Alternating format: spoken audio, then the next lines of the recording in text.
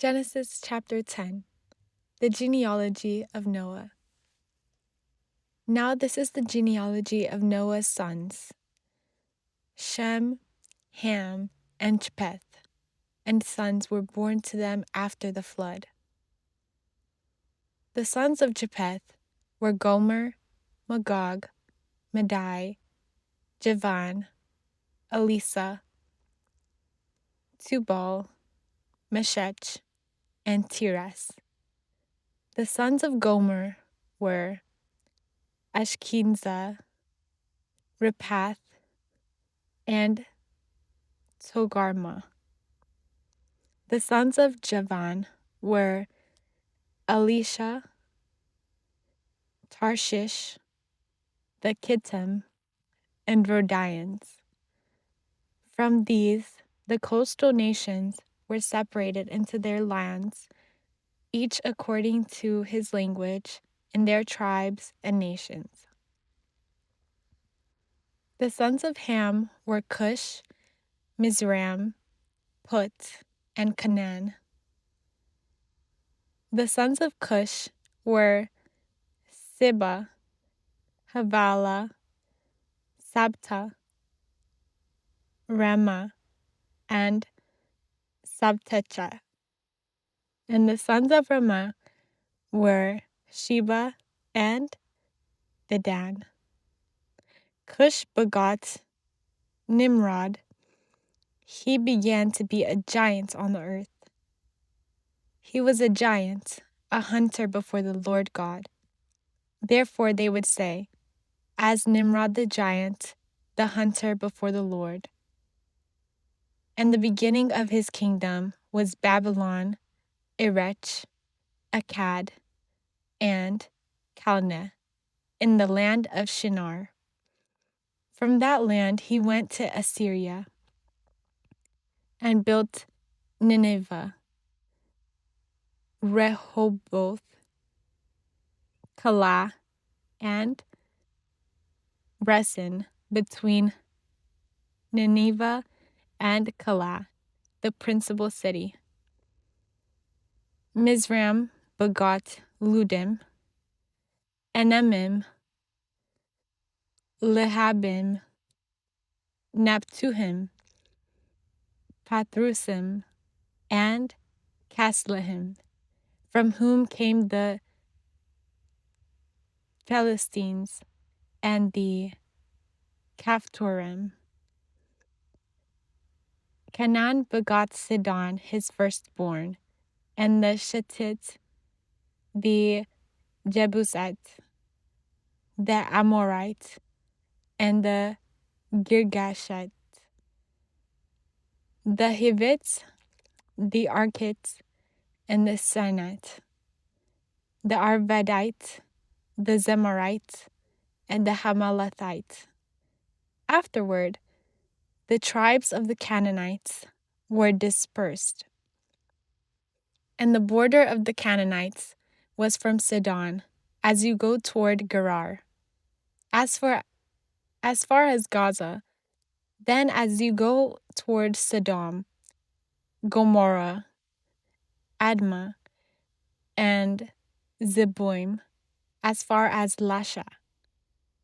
These were the sons of Ham, according to their tribes, according to their languages, in their countries and in their nations.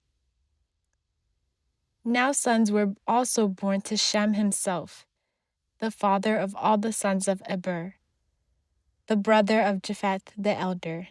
The sons of Shem were Elam, Ashur, Arphaxad, Lud, Aram, and Canaan. The sons of Aram were Uz, Hul, Gether, and Mash. Arphaxad begot Canaan, and Canaan begot Salah, and Salah begot Eber. These two sons were born to Eber. The name of one was Peleg, for in his days the earth was divided, and his brother's name was Joktan. Joktan begot Almodad, Shalef, Hazar, Maveth, Jerah, Hadoram, Uzal, Deglah, Obal, Abimael, Sheba, Ophir, Havilah, and Jobab. All these were the sons of Joktan, and their dwelling place was from Mesha as you go towards Sephar, the mountain of the east. These were the sons of Shem, according to their tribes, according to their languages, in their countries, according to their nations. These were the tribes of Noah's sons, according to their genealogy, in their nations. And from these the coastal nations were divided on the earth after the flood. Genesis chapter 11. The Tower of Babel. Now the whole earth was one language and one speech. And it came to pass, as they journeyed from the east, they found a plain in the land of Shinar, and dwelt there. Then they said to one another, Come, let us make bricks and bake them with fire. They had brick for stone and asphalt for mortar. They also said, Come, let us build ourselves a city and a tower, whose top will reach to heaven, and let us make a name for ourselves, lest we be scattered abroad over the face of the whole earth. But the Lord came down to see the city and the tower of the sons of men built. Then the Lord said, Indeed, the people are one race and one language, and they have begun to do what they said. Now they will not fail to accomplish what they have undertaken. Come, let us go down there and confuse their language, so they may not understand one another's speech.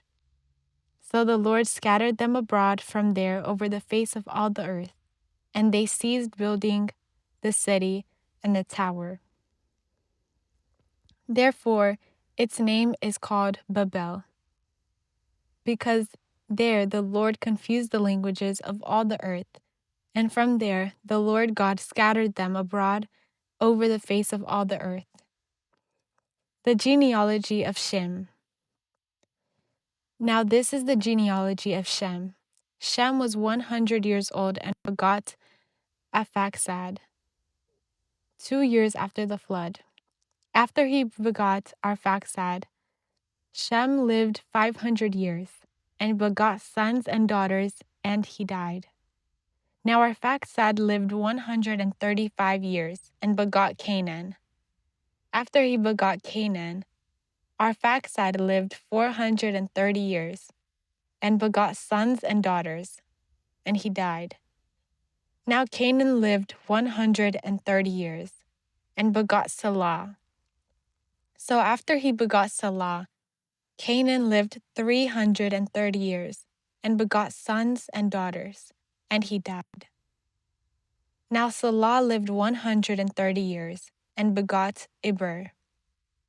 After he begot Eber, Salah lived 330 years and begot sons and daughters, and he died. Now Eber lived 134 years and begot Peleg. After he begot Peleg, Eber lived 370 years and begot sons and daughters, and he died. Now Peleg lived 130 years and begot Reu. After he begot Reu, Peleg lived 209 years, and he begot sons and daughters, and he died. Now Reu lived 132 years and begot Serug. After he begot Serug, Reu lived 207 years and begot sons and daughters, and he died.